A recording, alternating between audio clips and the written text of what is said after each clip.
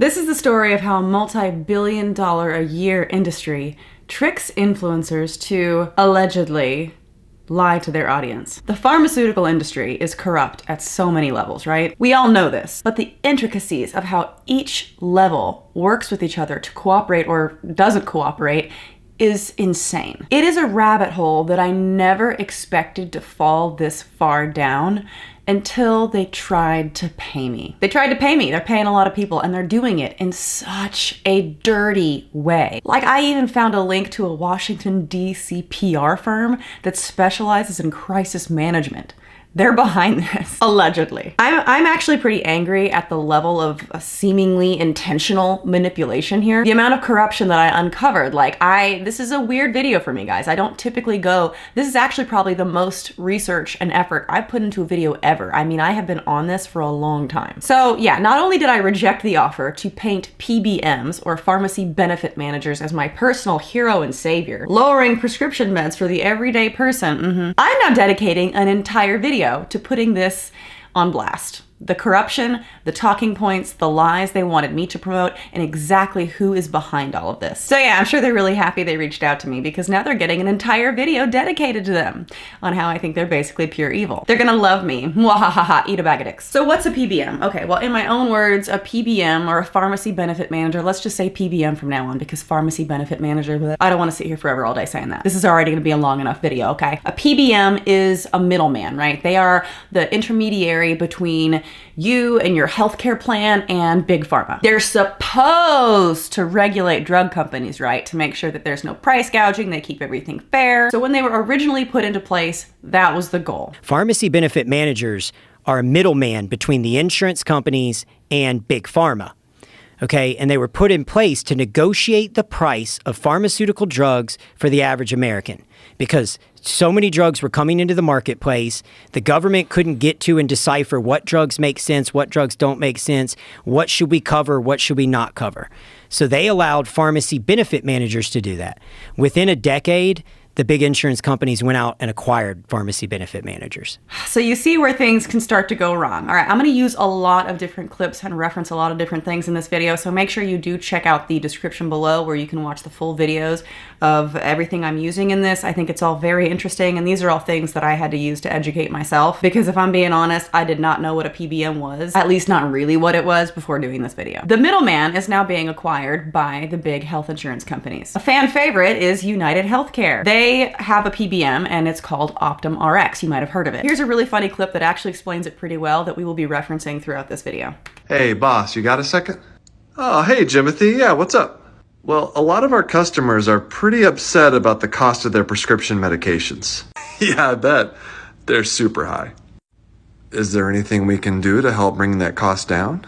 Oh, you're going to have to talk to the pharmacy benefit manager about that. Again, like I said, today this is a multi-billion-dollar-a-year industry, and they're dealing with some PR issues. So I think their solution was to hire a bunch of influencers who know nothing of what they're talking about to talk about how we need to save the PBMs. We need to protect those poor PBMs. They need to make more billions of dollars a year. Yes, in theory, like I said, they were supposed to be a good thing, right? They were supposed to provide an honorable service. But welcome to the real world, baby. Corporate greed has entered the chat. The PBM negotiates discounts with the pharmaceutical companies. Oh, and then they pass those savings down to patients? Oh God, no. Ugh. No, they pocket the money, reap enormous profits, which actually increases the cost of medications to patients. Really? Yeah.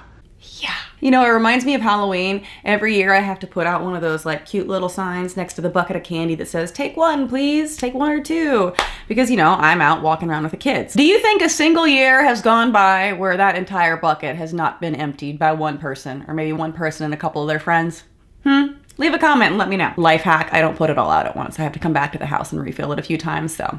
We go way too crazy with decorations to leave people that disappointed. Thinking everyone will just take one, only take their fair share, and then go along their merry way. I mean, that's great, right? That type of idealism is nice. The concept of a PBM was supposed to be nice. But again, reality check, what may have been a nice idea in theory doesn't actually work in the real world. Crazy. So how were PBMs supposed to make profit? By offering a simple, transparent process in exchange for a flat administrative fee on a per-claim basis. That makes sense. Flat fee, Each time you do a thing, done. Well, they found a way around that really quick. And by they, I mean mostly 3 PBMs. There are 3 major game players that pretty much control the whole thing. We've got CVS Caremark, Express Scripts, and OptumRx. And oh, look at that! They're tied to insurance companies themselves. The insurance companies, like you heard earlier, go out and they acquire these PBMs. Now they're kind of the same thing. At least they're in bed together, and when that happens, it gets dirty. How can you truly be a middleman, a third party, right? An objective third party, if you are now tied to an insurance company? Not so objective anymore. Very subjective. There are a few more, so here's an image to show you all that for reference, but it is mostly CVS Caremark, Express Scripts, and OptumRx. So what do, right? What do they actually do? Well, they negotiate drug prices, also set your copay, okay, a little weird, and they determine what drugs are covered. Red flag. Are we starting to see a problem? They can decide which drugs you even have access to. You were supposed to make sure there was no unfair pharmaceutical price gouging, and now you can decide which medications I can even take. And by that, I mean which drugs are even covered by your insurance company. And guess what? There's a name for that. A formulary. Think of it as a menu, right? You walk into a restaurant, you have a very select list of options of things that that restaurant will make for you. A drug formulary are the drugs that your insurance company will cover for you, right? Who decides that? Well, the PBM. Do you see how there might be a problem there when the PBM is owned by the insurance company? They're the same thing. Nope, here's your menu options. There's other food you could eat, right? There's healthier options, cheaper options, but not here, not on this menu, not on your formulary. Good luck. The 3 largest PBMs also control their health plan clients' drug formularies. This gives them tremendous influence with both drug manufacturers and national chain pharmacies. Tremendous influence? Are you kidding? That's like an understatement. Pharmaceutical companies want you to buy their meds, right? They're gonna go out of business if you're not buying their med. So they wanna be on your menu. What are they gonna do to get on your menu? What are they gonna do in negotiations with the PBM to have the PBM put their drug on your menu, to have your drug covered by your insurance? They quite literally just pay them. It's a bribe. They bribe the PBM. And where does that money come from? It comes from you. It comes from the consumer, because they're just gonna jack up the price of the med that you're forced to buy on your menu, right? You don't have the option of possibly the cheaper one or the better one for you. You have to buy the one your insurance covers, and that one just so happens to be a lot more expensive because you gotta pay the bribe to the PBM. Keep buying that insulin, Grandma. The PBM needs more billions of dollars. I will explain how this works in detail later, I promise. Stick with me, guys. This video is important. But this is how they're a multi-billion-dollar company, right? They're accepting money, bribes, to put specific drugs on your formulary, on your menu. So lawmakers on both sides of the political spectrum are fighting this. Therefore, PBMs are dealing with some bad PR, like I said. So their option, obviously, influencers. Cue me being added to the mix. I have no idea what in the hell a PBM is, but here's my list of talking points where I need to tell everybody how important they are and how good they are for the everyday person to save them money. Things in my script were literally like, what would you do if medications that you needed were more expensive? Save the PBMs that are literally the ones making it more expensive for you. Wait, like I'm so mad. PBMs are the victim here, guys. Don't you see? So I get an email, right? It looks nice enough. I see stuff like this all the time. We go back and forth with the niceties, right? Oh, thank you so much for considering me for your campaign. I'd love more information. Then I get this, an email about next steps. Oh, and the brief. Okay. On a portal that I don't have because I don't have an account. Now I'm like, oh, I gotta set that up. I gotta connect all my social accounts, add a picture, put a bio. It's fine, it's part of the job. I've seen it many, many times before. There's tons of these platforms, right? Where they list different sponsorship opportunities you can take. Really no red flags yet. Basically, they're an intermediary, learning all about those today, sites where companies can essentially list, like I said, opportunities. And if you're a creator, you can log on and look for different things and apply. You negotiate back and forth on the site, and then the site gets like a percentage of the deal, of the money that you would get paid to promote X product. It's like a manager, but just like a website instead, if that makes sense. Then it took me to this platform. People First seems nice enough. Be rewarded for your voice. People First helps creators from every background become ambassadors for the brands and causes they care about. Sign up now, blah, blah, blah. Browse and apply to join paid social media campaigns with your favorite brands, nonprofit organizations, and political advocacy groups, no matter how many followers you have. By the way, I did reach out to them with my concerns. More on that later, but spoiler alert, they were unbothered. So they have all kinds of random sponsors on here, like even White Castle. And then obviously the one they wanted me to apply for, RX Under Attack. Veterans, military families, and everyday voices should speak up before things get worse. I'm in Tennessee. It makes even more sense why they'd want me. And I guess I fall into the everyday voices category. Congratulations, we're so excited to have you participate. You're here because your voice matters. And right now in Louisiana and Tennessee, changes to how care is managed could make medicine harder to afford, pharmacies harder to reach, and the healthcare system even more confusing. If you haven't heard much about these changes, let us fill you in. Here's some background information to consider. Lawmakers in multiple states are advancing efforts that could break up the way prescription care is currently delivered, and it's already raising red flags. In Louisiana, lawmakers are pushing legislation that would ban pharmacy benefit managers, PBMs, from owning or operating pharmacies. Ugh. Banning PBMs from owning pharmacies? Oh no! Well, they've already got the insurance company and the PBM in bed together. Why not make it a threesome? How much more dirty could it get? Those meanie pants lawmakers want to stop them from having control of every part of the system? The outrage they wanted me to say that I felt in my post on Instagram. Now, a quick jump to the email that the girl first sent me. She gave me a link to the brief, a deadline as though I was already on board, and then examples from creators. Now, more on this later. Then at the bottom, please be sure to emphasize, lawmakers are pushing to ban PBMs from owning pharmacies. That's the main takeaway. They want those PBMs to acquire those pharmacies, damn it. This is so wrong. And so many people are just blasting these talking points. Let's go back and get into the nitty-gritty of how PBMs exactly screw people over, because there's more than one way. So first of all, there's something called spread pricing. That's basically they bill your insurance company for more than what they had to pay for the drug itself. Pretty straightforward. Pretty messed up. Tom just had his prescription filled at the local pharmacy, for which your PBM paid a total of $10. However, your PBM invoice reflects a $100 charge for that same drug in addition to its $2 administrative fee. Therefore, you pay a total of $102, resulting in a net of $92 retained by the PBM for managing that particular prescription. Another way is with mail order pharmacies. Pretty much they can repackage it, right? And then give it any arbitrary value that they want. So they can buy something for a certain price, and because they put it into a nice new fancy box and sent it to you, they can just randomly assign it a much, much more expensive price. The PBM pushes your health plan and Tom to their mail order pharmacy by offering you deeper discounts and/or elimination of the administrative fee, and offering Tom to reduce or eliminate his copays. Because the PBM repackages the drug, they can now arbitrarily assign a new AWP price of its own choosing with no obligation to inform the health plan. Oh, isn't that nice of them? Y'all, they eliminated his copay.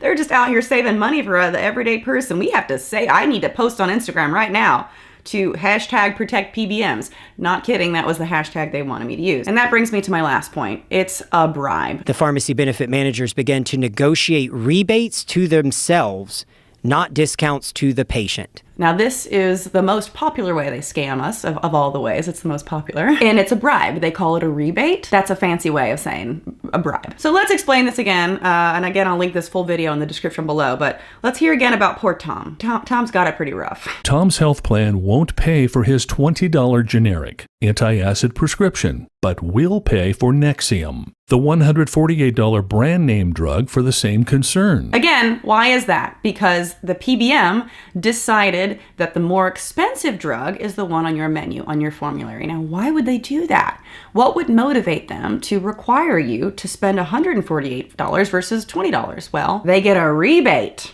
They get a bribe for the Nexium. Big Pharma is paying them to make you buy Nexium. They want you to buy their drug, they're bribing the PBM, and now you gotta spend more money. Thanks, PBMs. The PBM pays the pharmacy the $148, with $10 of a $50 total drug manufacturer rebate going to Tom's health plan, and the remaining $40 returning to the PBM. Let me freeze frame on this for a second, because it gets a little confusing. I had to watch this a few times, right? They are paying the full $148 for the Nexium. But the drug manufacturer who wants us to buy the Nexium because they want it on the formulary, because they want to sell their drug, makes sense, they got to sell their own product, they are giving the PBM a $50 rebate. Does the PBM take that $50 off of your $148? No. They give you back $10 and they reflect that they just saved you $10, okay? So they're now going to get to pocket $40. They wouldn't have gotten $40 if they gave you the $20 generic medicine that was cheaper. So they're taking that $40 bribe and making you pay a lot more money for a more expensive drug and painting themselves as the hero for saving you $10. This arrangement costs Tom's health plan $138 instead of the $20 for the generic drug. Hashtag protect PBM guys. They're the good guys. They're the victim in all this. People don't want them around? What? But it actually gets worse. So this kickback, rebate, bribe, whatever you want to call it, it makes the price of drugs snowball, and it gets worse and worse and worse because there's different pharmaceutical companies, and now they're trying to see who can give the PBM the biggest rebate, which we've learned now we're paying for. They're in a competition to see who can pay the PBM the biggest rebate, and it's just gonna jack the prices up and up and up. PBMs can really push manufacturers to give bigger and bigger kickbacks in exchange for that preferential treatment. The manufacturer essentially buys its way onto the formulary and by extension buys its way into our bodies. What do bigger kickbacks really mean? It means that the drug manufacturers start to pay the PBMs more and more and more of a rebate. Are they gonna let that eat into their own profits? No. They're just going to reflect a higher cost of the drug to make up for the bribe they're eventually going to have to give the PBM. And who's going to pay for that? You are. A vial of insulin could be hundreds of dollars for a patient, but according to public filings and investigations from the U.S. Senate Finance Committee, we know now that the actual cost of insulin, the actual amount that drug manufacturers bring in, is closer to around $35 to $50 per vial of insulin. Oh, this makes me so angry, and this is a great example. So why is it hundreds and hundreds of dollars to the consumer? Why? You know, when it at most, he said, cost them at most $50 to make. Well, we're paying for the bribes to the PBMs. What they do is increase their prices to create more bandwidth for bigger rebates, which is what their main customer, the PBM, ultimately craves. In other words, if I make insulin, I can incentivize PBMs to cover my insulin and put it on the formulary over others by offering a bigger rebate. But that rebate won't cut into my own profit margin, because I'll just raise the price of my insulin at large and let the PBM pocket that increase as a rebate. But of course, every pharma company has this idea. So when one company raises the price to create a bigger rebate, so do all of their competitors. And what ensues is a race to offer PBMs the biggest bribe to land on the formulary. Insane. Insane. This should absolutely be illegal. But the talking points, really quick, let me step back. The talking points that I was given as an influencer to promote PBMs has the nerve to say this. What does it feel like to see powerful companies get what they want while families struggle to get by? Yeah, I think it would feel a lot like this right now, because that's what's happening. The average price of this insulin is $381 is what the Senate Finance Committee found. $381 on, I can't remember if it's Sanofi, I think, was their price. Out of that, the pharmaceutical company got less than $40. So that remaining $200-something stayed at the pharmacy benefit manager. It's just mind-blowing. It's mind-blowing that I didn't even know the intricacies of this before making this video.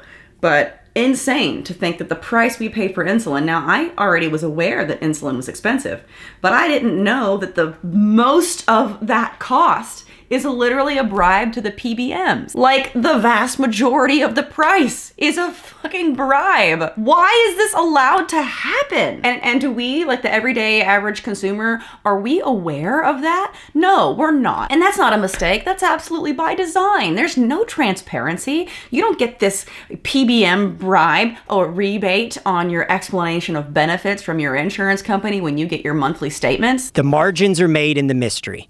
The more confusing the insurance companies can make it and the more convoluted they can make it, the more profits they can make. PBMs have made it deliberately impossible to know what kind of rebates they're actually getting and what your insurance company is ultimately paying for drugs. In 2018, when Ohio's then state auditor Dave Yost tried getting information on drug pricing in regards to Medicaid, he was told it was a trade secret. Why do they get away with it, right? Why are these secrets so well protected? Well, because the PBMs are our insurance companies. It doesn't benefit the insurance company to, for example, put the bribe money on the explanation of benefits every month because they don't want you to know, because they don't want you to know how much they're profiting from a bribe from a pharmaceutical company. Of course they don't want you to find that out. People might not like that information and then do something about it, and then they would lose that money. PBMs run every aspect of the drug market. They set prices and they determine which medications will be covered by your insurance, all to the highest bidder. Oh, God. Well, do you know where I can find one of these pharmacy benefit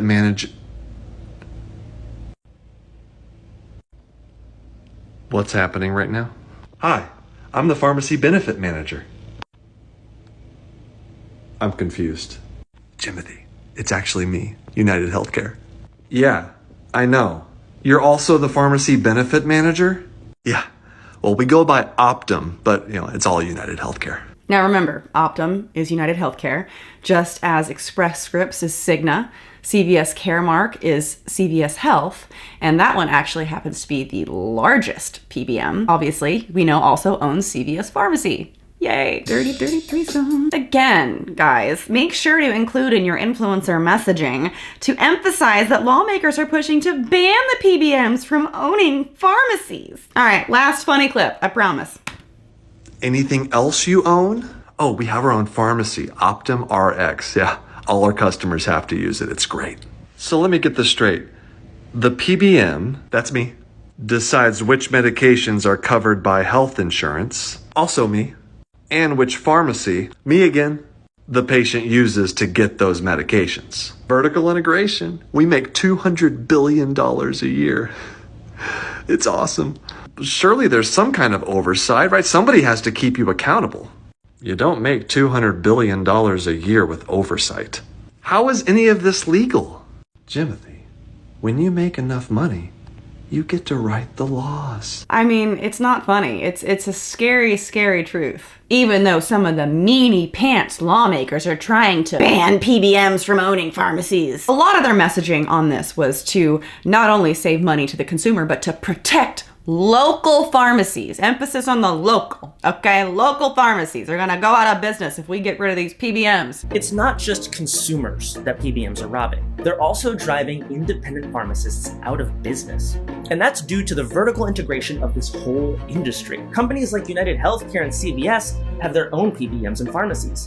CVS's PBM will cut CVS pharmacies a better deal on a drug than it would give its competitors, such as independent pharmacists. What? No, that's crazy.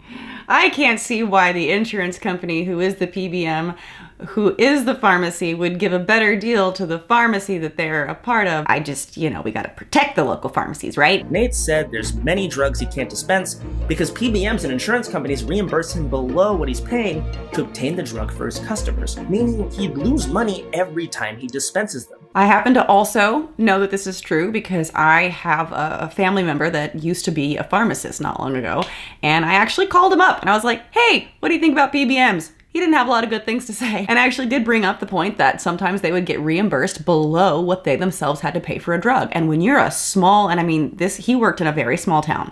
When you're losing money on prescriptions like that, you can't afford to stay open. So it really burns me that they're trying to position this as though they're saving local pharmacies. And those meanie pants lawmakers are trying to come in and ban you guys from owning all the pharmacies. Well, guess what?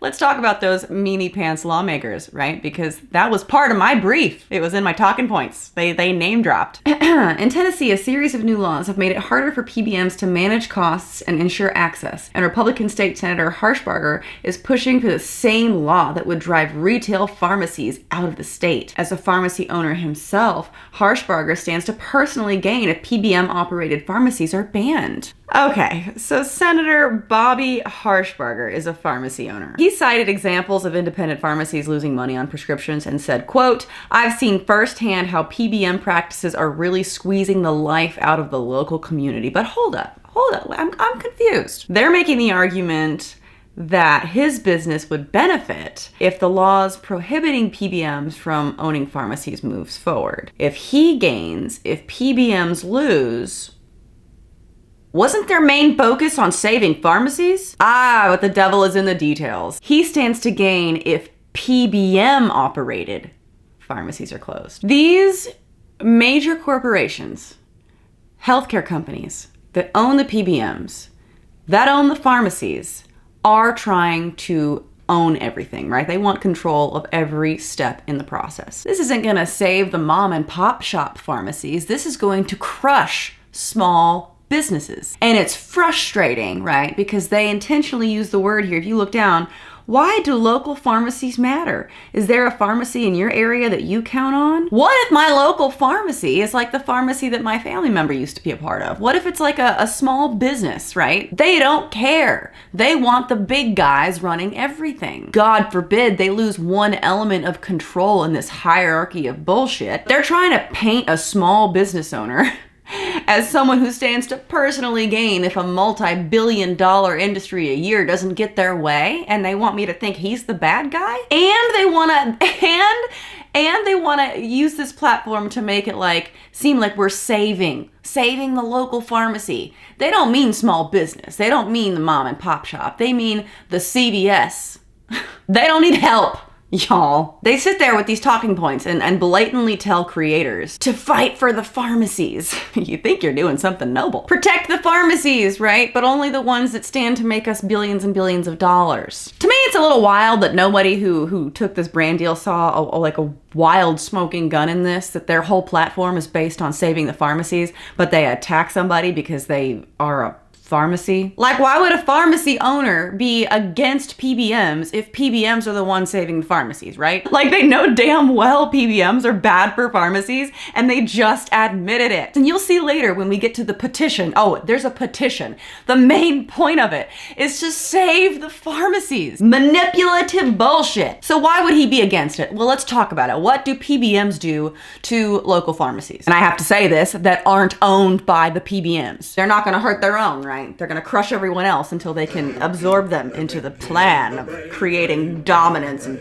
taking over the world, Pinky. Well, we already talked about how they have trouble dispensing certain medications because they get reimbursed under what they themselves are having to pay. So that's one way to stomp them out. So here's what happens. Either they lose money on these prescriptions that they're not getting reimbursed at the full rate for, or they have to stop selling certain prescriptions. But what happens when you stop selling certain prescriptions? Well, people aren't able to come to you to get what they need, and they will go somewhere else. So you either lose money on a per prescription basis, or you lose money in the fact of just losing customers. It's a lose, lose, lose. No matter what, they're intentionally crushing independently owned pharmacies. But they want influencers to talk about local pharmacies, not independent pharmacies, local pharmacies. Because what if that CVS is a little bit closer than the mom and pop shop, huh? Then I guess technically it's a local pharmacy, but they make it sound like it's an independent grassroots kind of thing. It's not. These are multi-billion-dollar corporations, people. But let me, as the influencer, come here and protect my local pharmacies. Okay. You're welcome, United Healthcare.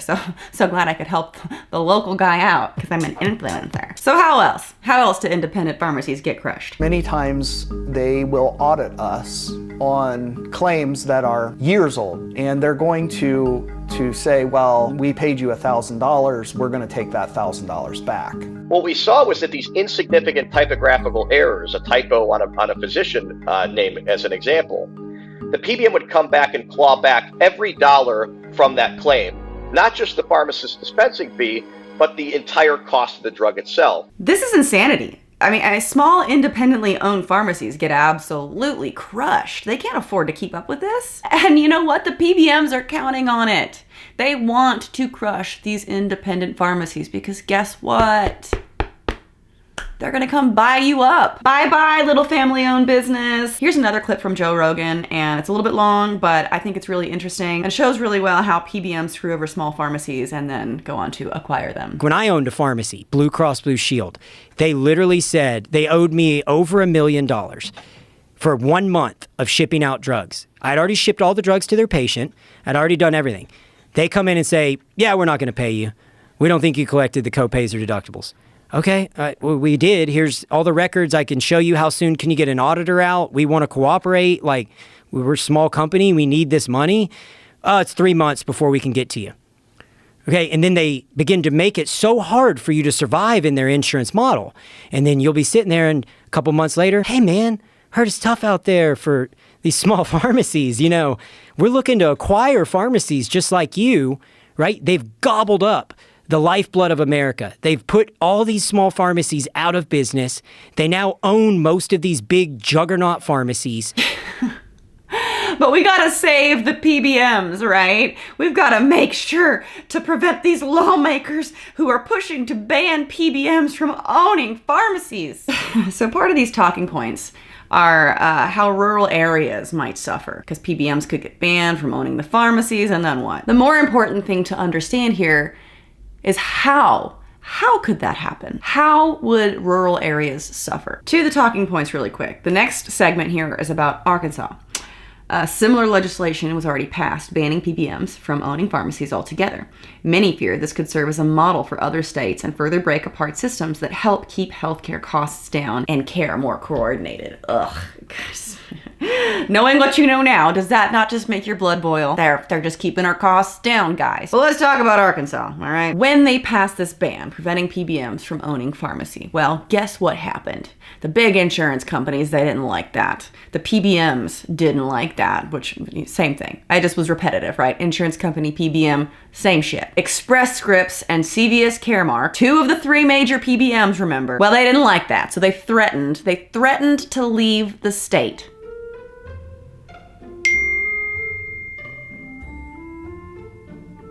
Oh my God, did I literally just get that text message?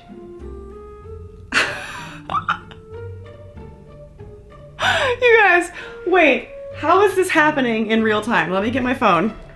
This is too good. Okay, okay. See this text message I just got right here? Let's click on it. I gotta show you this right now. Hi, Jacqueline. Unfortunately, your profile wasn't a match for the RX Under Attack campaign. Don't worry, we still think you'll be a great fit for future campaigns. Check out the creator portal. You can't fire me, I quit. Oh my God. Oh my God. I bet that's just a standard message that they have to send out, because I already wrote the girl who was trying to pitch me for this and told her no. I had to tell her no twice, because she was like, "Are you sure?" I was like, "Yeah." Well, we'll get into it. And then I wrote the company themselves complaining that they had this on their platform. And I guess maybe they had to manually remove me from the campaign, and I got this, but that's just a really funny message to get, especially right now. Hilarious. Screenshot so I can use it in my video. Okay. Where was I? That totally took me out. Yeah. Perfect timing, y'all. Are your ears ringing? I was talking about Arkansas. Okay, so they passed this ban. CVS Caremark and Express Scripts said they were going to leave the state. They threatened to leave. They were real mad about this. Now, if they leave, that does open the door for independent pharmacies to thrive, but, you know, who cares about that? But their argument is that it could reduce treatment options for some rural or remote patients. You know, how about you just separate the PBM from the pharmacy? That should never have been a thing. It really shouldn't have. I understand what they're trying to say here, that, you know, they're going to make the CVS leave the rural area, but from my own experience, most small towns don't have like a major CVS hanging out in the small town, right? It is a mom and pop shop. Personal experience with that in my family. I mean, there is like the Walmart in town that can fill some things, but you know what I mean? Like it's their pharmacy. So it's not like this would really be all that applicable, because small enough, like rural enough areas have the mom and pop shop independently owned pharmacies that would actually do much better without the PBMs. So they're trying to get me to lie, allegedly, and say that, oh, you know, these people in these rural areas are going to suffer. But no, they wouldn't. They would face significantly cheaper meds at the mom and pop shops they're already going to. This is dumb, but I guess I'm not a fit for their campaign. I'm sure that was an automated message, but so freaking funny. So like, let me get this straight. These multi-million-dollar companies really said, let us own all of the pharmacies and the middleman and the insurance company. Let us have it all, or we're gonna take this monopoly we created and leave. Y'all There's a special place. But what I love, like the cherry on top of it, is they have the nerve to act like they're the victim. They're the ones being attacked, guys. The petition. Oh, and we're gonna get to the petition that all these influencers are pushing. Sign the petition. It really focuses on how rural people are gonna have to drive out of their way. They're gonna be so majorly inconvenienced. Really makes you think you're sticking up for like small little businesses. The word they use to skirt around this is local. And they pay the influencers to cry for them. Believe nothing, guys. Believe nothing you see. All right, back to the talking points. Option 1, what happens when medicine costs too much? Have you ever had to wait on a prescription because of the cost? How would your family be affected if the price of medicine went up even more? PBMs are literally the ones jacking up the prices. We've already talked about this. Have you ever had to turn down a prescription because the provider was charging too much? Is there a pharmacy in your area that you count on? What would happen if it closed or moved further away? Again, just talked about this. Independent pharmacies, guys, independent, keyword here, are quite literally the ones being forced out. We must stop this totally unfair behavior of lawmakers for local pharmacies to be able to survive. But what do we do? What do we do? I know. Influencers! Bring in the Instagram reels. Use the unknowing to flood the unsuspecting with a lie. Many of them. Allegedly. Using hashtag RxUnderAttack, protect PBMs. These are the caption requirements, okay? Insert the following hashtags: RxUnderAttack, protect PBMs, an ad. Insert the following disclaimer: in partnership with the Rural Agriculture Council of America. Hold up, diving into that here soon. But check out the rest of these caption requirements. Pharmacy benefit managers, or PBMs, are companies that work with health insurers to manage their prescription drug benefits so you don't have to pay as much out of pocket. Oh, we know that's bullshit. PBMs are a key part of what helps keep medication prices in check, preserve local pharmacies, and avoid pharmacy deserts. Except for that's intentionally misleading you to think that you're protecting little independent pharmacies, but they're talking about the big three. Okay. Big Pharma is spending millions to pay PBMs off. Wait, that's not what that says. Big Pharma is spending millions to shift blame and get PBMs out of the way. All so they can charge more and face less oversight. Wouldn't want to have less oversight, you know. Glad to have that middleman providing so much oversight to themselves. I can't believe this whole narrative of PBMs keeping our medication prices in check and lowering things, and like, and Big Pharma's not mad at them, guys. Big Pharma's paying them. They're paying the goddamn bribe. I'm getting mad. This is blatantly incorrect information. Manipulative. They're not spending millions to prevent, they're spending billions to bribe. All right, moving on. Focus on what could be at risk. Your caption should highlight how policies being pushed by lawmakers could lead to real consequences for families, like higher medication costs or fewer nearby pharmacies. These decisions are not final, but the direction they are heading raises serious concerns, especially for those already struggling to get the care they need. Examples include more confusion and stress managing medications, insurance, or treatment plans. Yeah, because they just make it so clear. Higher drug prices and added costs for families. Like, you guys, at this point, we know enough. Does this not make your blood boil too? Fewer local pharmacies. Oh, Jesus. Greater burden on seniors. Oh, yeah, no, grandma needs to keep paying hundreds of extra dollars for that insulin. Sure. Yeah, no, gotta look after the seniors, caregivers, and those with chronic conditions, because Big Pharma is not profiting off of that. I mean, not Big Pharma, the insurance companies. I mean, not the insurance companies, the PBMs.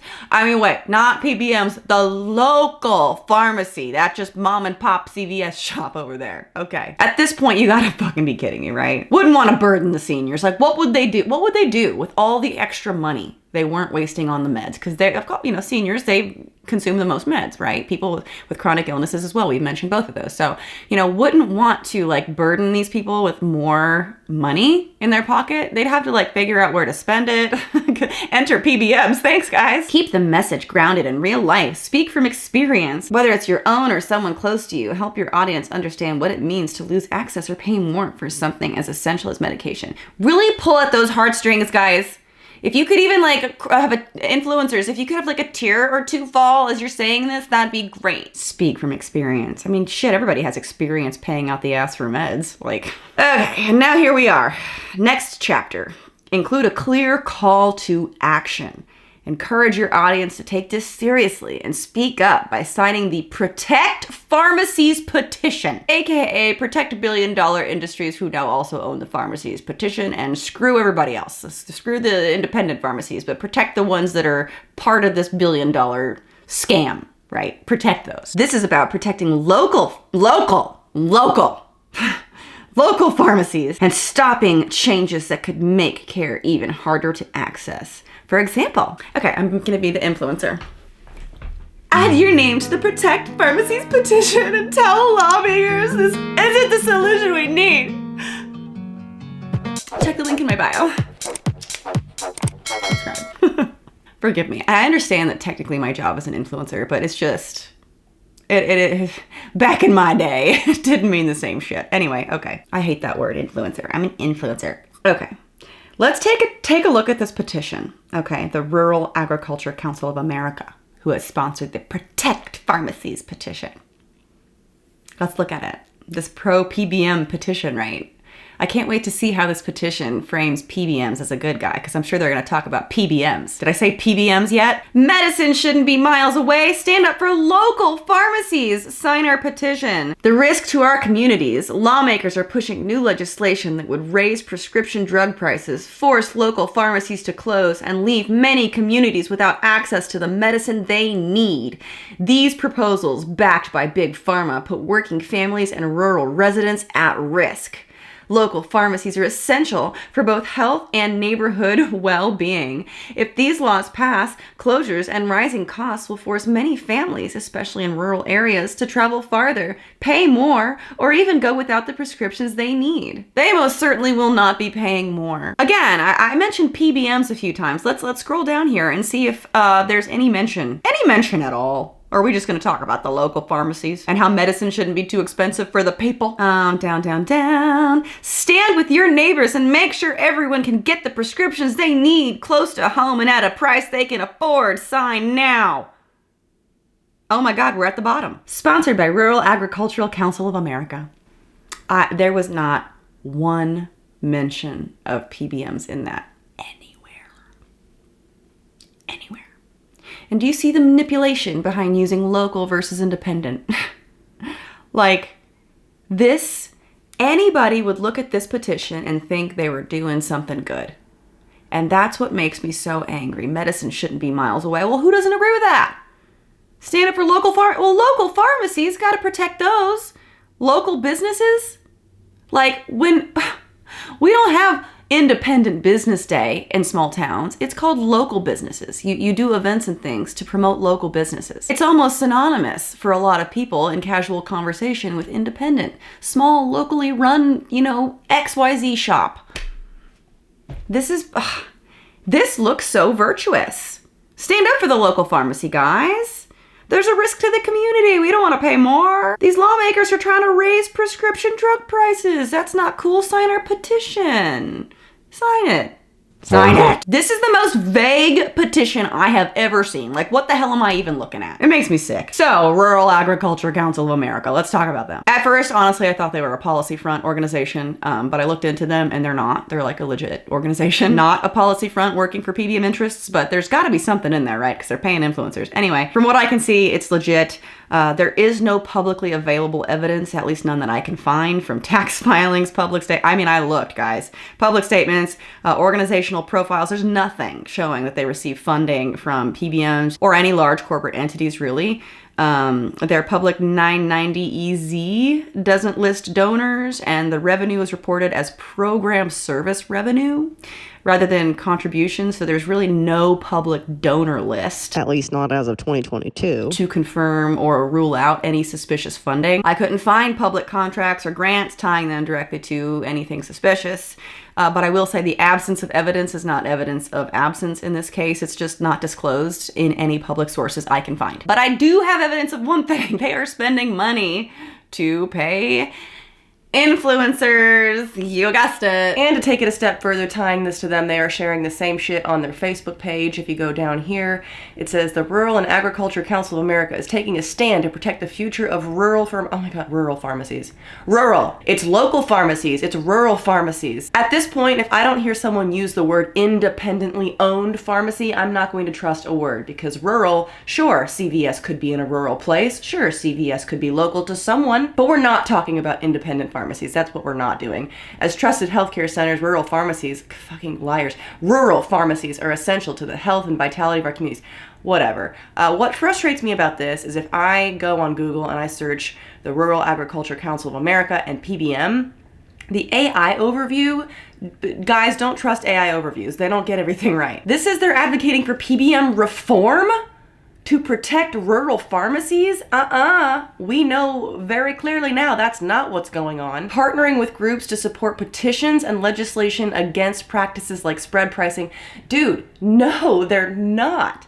Spread pricing is a tactic PBMs use that harm local pharmacies and rural communities.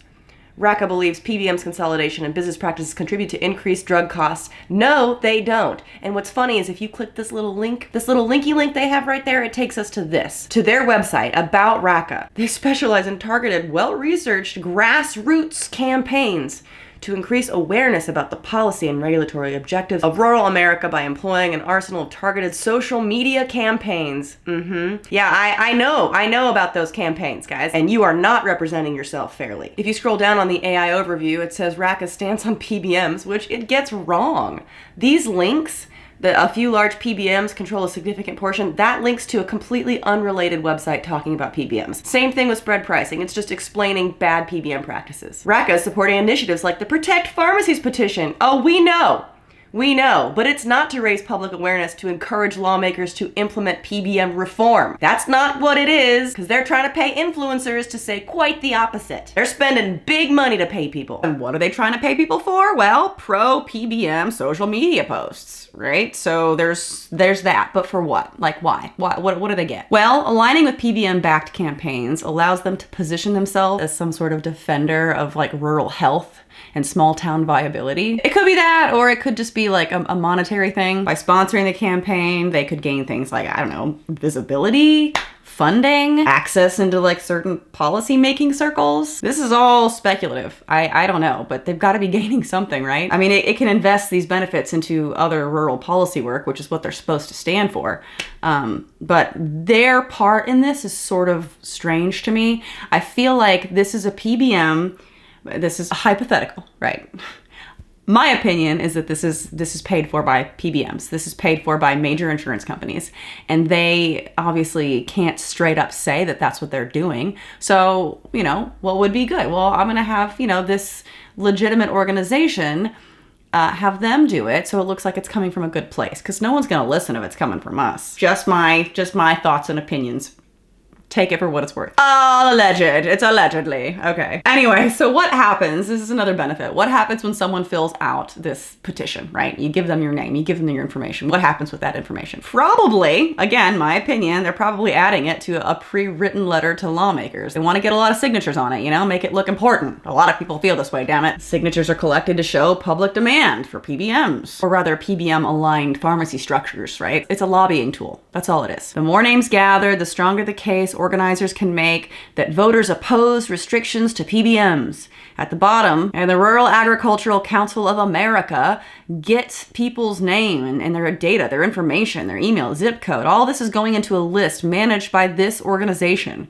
And they can use that to lobby lawmakers and build a database of supporters for other campaigns that they care about. So, when you sign things like this, you're not just standing up for local pharmacies, even though that's not, we've talked about it. You're lending your name to a pro-PBM advocacy effort and giving all of your information to the sponsoring organization. And now to the public and to me, and I know I've given influencers some shit in this, and I'm gonna go back and be a little softer on them, because when I look at the things like this petition, I get it. I get why it feels good to post about it. I get why people might feel good to sign it.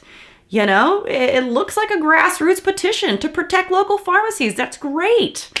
But it is a huge multi-billion-dollar company, industry, trying to self-serve. These campaigns try to enlist ordinary people, ordinary creators, to unintentionally, unknowingly amplify corporate lobbying messages. And they almost got me. I need to be honest, guys, they almost got me. I thought this was great when I first saw it.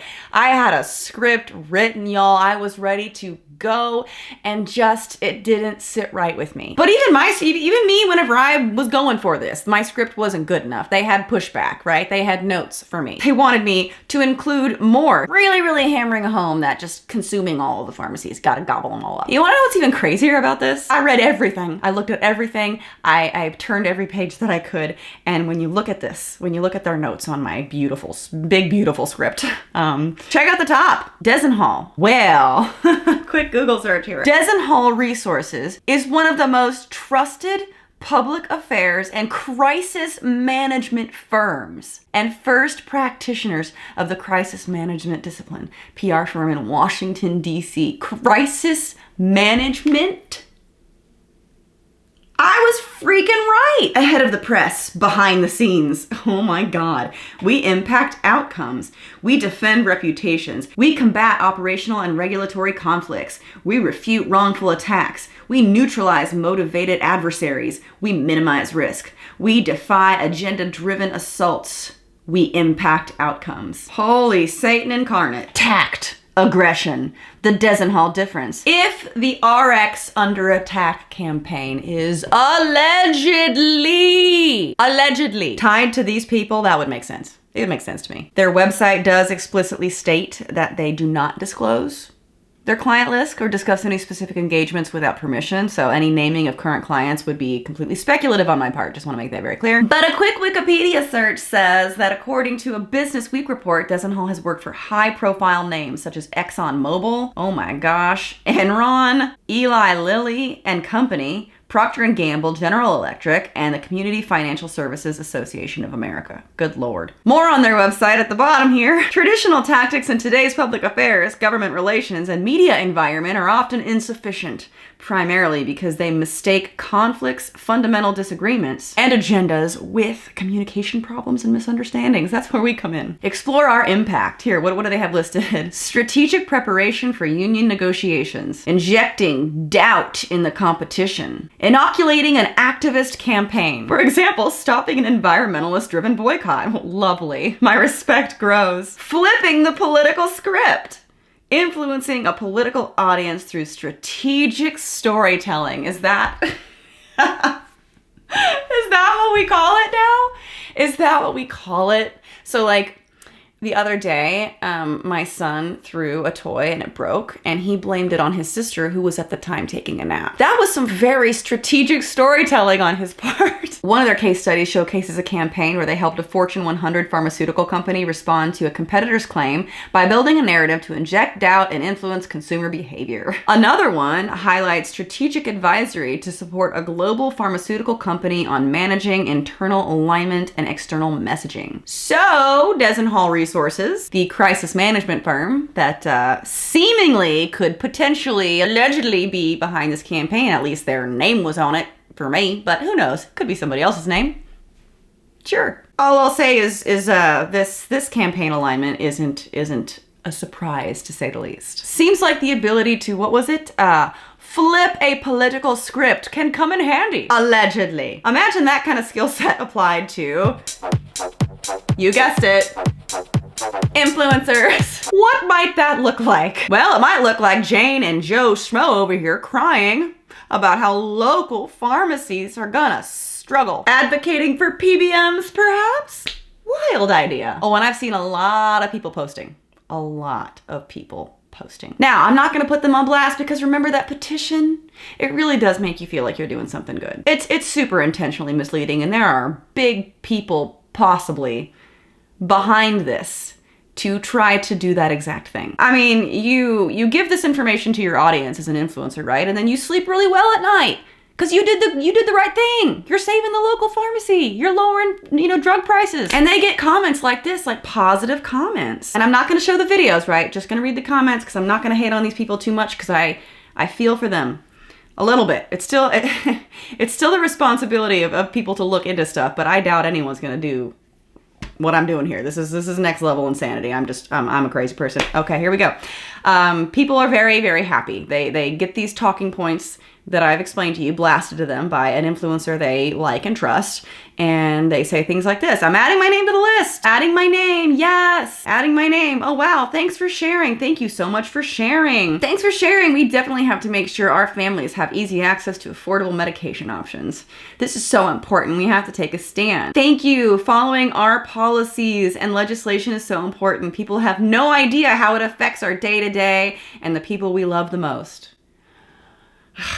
Good job, possible PR firm working on this. Good job. That's what you wanted, right? Inoculating an activist campaign, right? Injecting doubt in the competition, right? Flipping the political script, right? Clap, clap, clap, clap. This is how matters proceed without our awareness because we are not adequately informed. You think, and by the time we discover changes to laws or decisions made without consultation, it's often too late. Changes of this nature will have far-reaching implications affecting everyone, either directly or indirectly through the family member, and ultimately potentially impacting you as well. Excellent information. Thank you for sharing. Good Lord.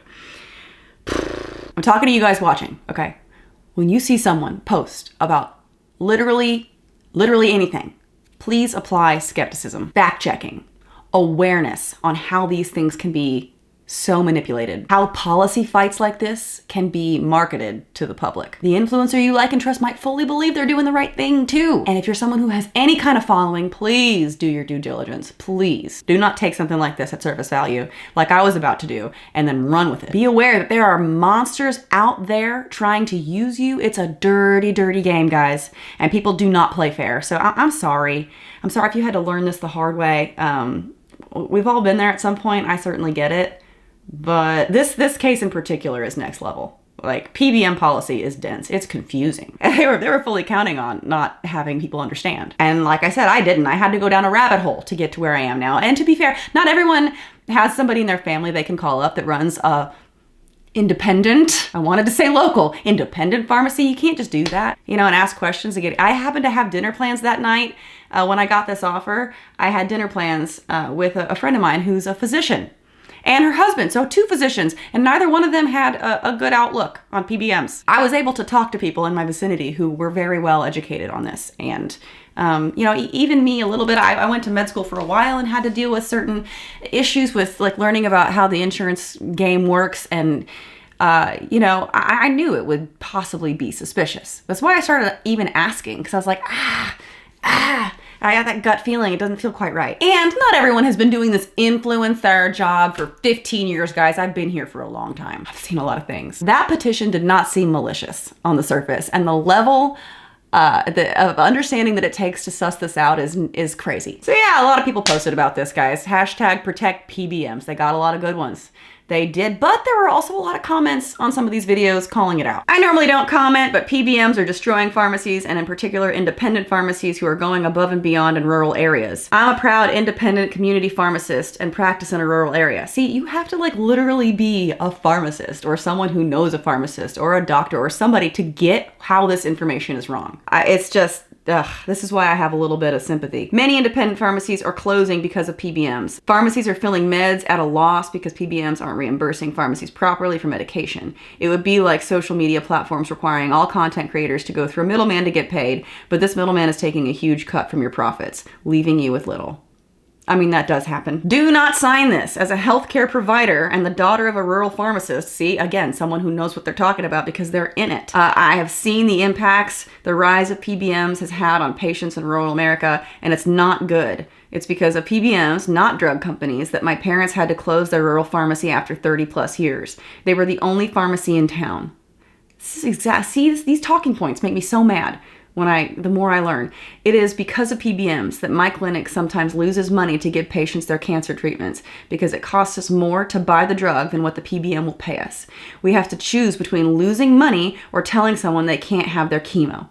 PBMs are running people out of business. This post is just an ad paid for by the PBMs. Please don't fall for it. Sis, as a pharmacist, I have to let you know that PBMs quite literally are the problem. I'm happy to talk offline or in DMs if it's helpful, but I fear this campaign is highly misleading and designed to protect the interests of corporate pharmacy. Exactly. This is incorrect. PBMs keep prices higher because they get a cut. PBM players need to be monitored. Some of them definitely run a monopoly on what is covered based on cost and not necessarily best fit for the populations being served. Pharmacies have been closing all over the nation, and that slowly eroded the accessibility to the patients in underserved communities. So it's literally creating what this campaign is supposed to be about protecting. 100% misleading lies, and they're paying influencers to push it. And I hope I've explained enough in this video to show you how dirty it is. This is absolutely false information. Without these laws in place, it will drive independently owned pharmacies out of business in return, due to below cost reimbursements on drugs and steering towards their monopolized pharmacies. It leaves the patients without the right to choose where they want to fill their prescriptions. The only reason for prescription prices increasing would be the PBM itself, who is profiting the most in the first place. Greed is the reason for raised prescription costs. PBMs don't care about patients, they care about profit. How much are they paying you to advertise for their cause? Well, they offered me $600. So I'm guessing they probably offered this particular influencer, who has a lot less of a following, less money than that, who knows. But I'm just being transparent here. They could have offered me $6,000 and I would have still given them the finger. Kind of like what I did on my Temu video. Someone here said, and I thought this was interesting, and I do want to point this little thing out. Someone said, try Costco Pharmacy. And that's not the first place I saw that. I also saw someone else say, I always first run my prescriptions through Costco without insurance. Most times they're cheaper than the copay.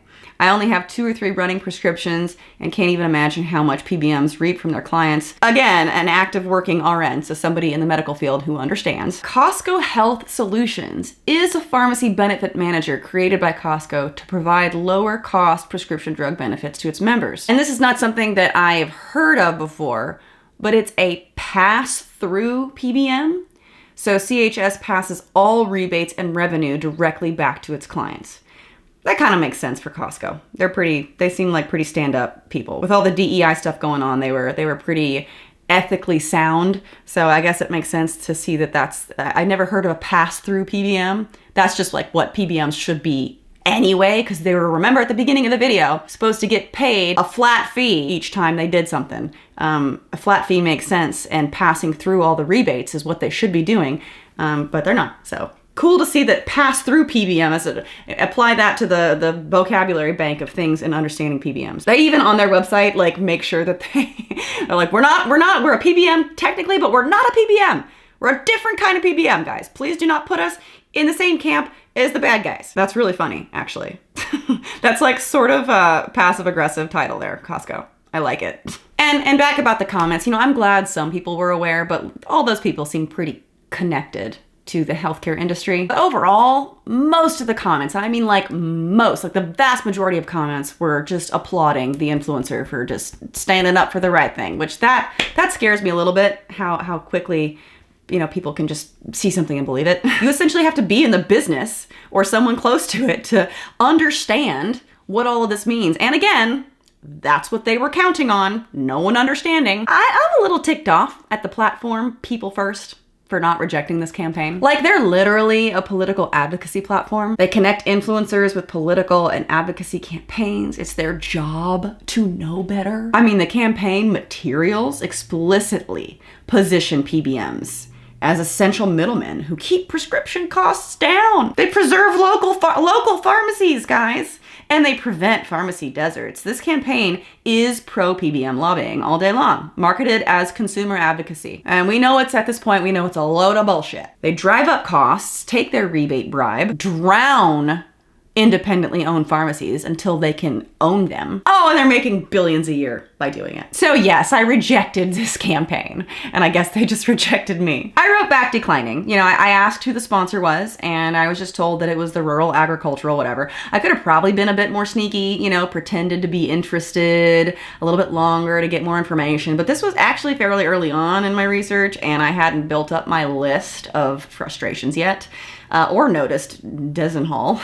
So I didn't think I'd be making a full video on it at the time either, and here was her response. We understand and appreciate you for letting us know. The sponsor for this campaign is the Rural Agricultural Council of America. People First is handling communication on this campaign. Before we close out our partnership, our client actually approved your script. Our client. And then it says right there, Desert Hall. Our client actually approved your script. Oh, did they? But I did also write the company politely, letting them know how I felt and asking if they were aware. And yeah, you guessed it, crickets. I did, however, send the same email to the girl who was previously writing to me. After reviewing the campaign materials and doing my own research, I'm concerned that the messaging being promoted to creators is misleading. The campaign requires influencers to post about pharmacy benefit managers, PBMs, in a way that presents a one-sided narrative, which could spread false information and lead families to support policies that actually raise prescription costs and limit access to affordable medication. It also claims to support small pharmacies, yet in practice, PBMs are often the ones driving them out of business. I can say with absolute certainty that the talking points presented in the brief are untrue. As someone who values integrity in the partnerships I take on, I think it's important to raise this concern and ensure that campaigns promoted through your platform don't inadvertently spread misinformation. I'm not sure who the right person to reach out to about this is, but it's certainly not something I would want on my platform. Her response. Hi, Jacqueline. Thank you again for getting in touch and for taking the time to review the campaign materials so thoroughly. I mean, like, shouldn't you? We appreciate you flagging your concerns and fully respect your decision to step back from this campaign. We understand that perspectives around PBMs and healthcare policy can vary, and we always welcome thoughtful feedback like this. If anything changes or you'd be open to future blah, blah, blah. It can vary. Meh. I mean, she's not the owner of the company, right? But it was still like a nothing sandwich. My hope would have been that they saw what I had to say, looked into it, and decided to inevitably take the campaign off of their website. I'm not mad. I'm just disappointed. And I'm mad, actually. I am mad. If they do respond after I post this for whatever reason, I will post all about that on my Instagram stories. So if you're not following me on Instagram, please do that. And rest assured, you will never see a sponsorship from me that I don't thoroughly vet. But most of the time, I'll be promoting things like cool cat litters and shit goes in the lit. Anyway, I'll let you know if they respond further. That's what I'm saying. Hi, editing me here, sitting here working on this video. It's taken a long time. I actually filmed this video like a month ago, but there were other things that happened in the news that I felt were relevant to comment on, so this just kept getting pushed further and further and further back. But that might be a good thing because now new information is surfacing that might be relevant. Well, one of the things they're going to be talking about pretty soon are the tremendous drop in drug prices. For context, this entire PBM promotion was something I was contacted for end of August, and they were asking me to post my video for them in September. Now, come October 1st, Trump announces his plan to lower prescription drug prices. So going back, content was supposed to come out slated for September. It was going to be this big, shiny push supporting PBMs backed by, allegedly, a Washington, D.C. based PR firm. But I do know they wanted to make PBMs look like the good guys, right? So all that content is sprinkled throughout the internet in September, and then boom, October 1st, here's Trump talking about how he's going to lower prescription drug prices by 1,500%. You know, we've cut drug prices by 1,200, 1,300, 1,400, 1,500%. I mean, if I got 100% discount, that would make it free. So 1,500%, maybe they're paying me at this point? That'd be great, sure. I don't mean 50%, I mean 1,100%. Mark Cuban tweeted saying, I think it's great for patients as long as they always use the lowest price available. So I give the program and what we know as of today a grade of B. Why not an A? Well, the stock prices of PBMs didn't get crushed, which means so far, no one expects much change from them, which they expect they will make up lost revenues from patients, companies, and other payers elsewhere. We know that PBMs are sneaky. They'll find a way to make those profits. But it is very interesting that we're gonna cut these drug prices so significantly, but somehow PBMs come out unscathed? How? Why would you want that? Unless there's something political going on behind the scenes that we don't know about. And I mean, wouldn't that be crazy? So we'll be dropping drug prices. It'll start over the next 2 to 3 months by 1,200, 1,300, and even 1,400% and 500%, but not just 50% or 25%, which normally would be a lot. You want to lower drug prices? Great. As I've explained in this video, PBMs are hiking up those drug prices by bribing drug manufacturers, right? So why not kill the problem at the source? It doesn't make any sense and comes off, to me at least, pretty sketchy. Anyway, not entirely sure what's going on here or to what end, but it does seem worth pointing out. The timing of all of it is certainly coincidental to say the least. Okay. back to the video. All right, I'm gonna end with one more clip that I got from the Joe Rogan podcast that I thought was pretty interesting. Okay, pharmacy benefit managers are making billions upon billions of dollars a year. They decide what gets covered, what goes on your insurance plan, what your copay is, what your deductible is, and they can move any lever at any time. It's my buddy who has MS. His MS treatment, I think, is $14,000 a month. We met with the insurance company. They're raising our rates because they claim they paid $14,000 a month for his drug, right? He had a huge out-of-pocket burden on that drug, but was happy because he thought, well, hey, man, it was going to be 14 and I only had to pay X. And then they never paid the 14 because they negotiated a rebate on the back end. And then they turn around and they mark up my insurance plan for all my employees every year, year after year. It is a profit-driven system, not a patient outcome-driven system. And so that's all I'm trying to hammer home with patients. When you say, why don't you take insurance? Because insurance is the crux of the problem. You cannot operate in that ecosystem and provide quality care. You can't. Everything's controlled. And that is a really good thing to end on because, first of all, I hadn't considered how this could raise insurance rates for a ton of people. And that's a very clear, yet again, another thing they can do to benefit themselves because, you know, they're working with themselves, who's also themselves. So they're all in bed together. So of course, raising insurance premiums makes sense. Well, you guys are spending so much on these expensive drugs. We have to raise your premiums. Brilliant. Also, I have to agree with what he's saying there. You know, this is just not a functional environment for anybody to get quality care. I've always been a big advocate for universal health care. I think this makes a point even bigger for universal health care. None of this shit would exist if we didn't have to even worry about insurance companies, right? Wouldn't that be nice? Bye-bye insurance companies. Bye-bye PBMs. Done. In summary, PBMs suck. Okay, make sure to like, share, and subscribe. I mean, what an absolutely messed up, corrupt system we've got going on here in America. A part of our healthcare that honestly I had no understanding of until they tried to pay me. And if you're somebody who took this deal, just look very closely at what you promote, right? Because I do think these people wanted to do the right thing. They thought they were doing the right thing, but they didn't understand it and they just trusted that they were being given honest, good information. So look very closely at what you promote. And this applies to everybody. If you shared this, or if you're somebody who shares things on whatever social media platform, really look into it. What are you sharing? Don't believe what you see online, even if it's from somebody you trust. Don't believe anything. The world is a lie. Even really well-meaning people can inadvertently spread misinformation. And I want to end on this to whoever is behind this dumpster fire of a campaign. To you, I say, I hope both sides of your pillow are warm at night. You know what I mean?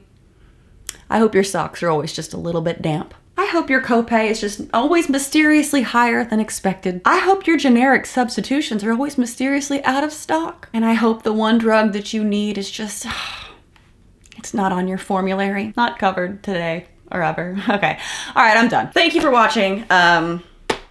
I put a lot of work into this, so if you could like this and share this, that would mean a lot to me. I think a lot of people are getting the opposite side of this blasted at them from unsuspecting sources, so if we could try to right that wrong and you guys could share this video, it would really mean a lot to me. It would really, really mean a lot. And again, I'd like to say everything I said in this video is just alleged. It's all under the umbrella, alleged umbrella of allegedness.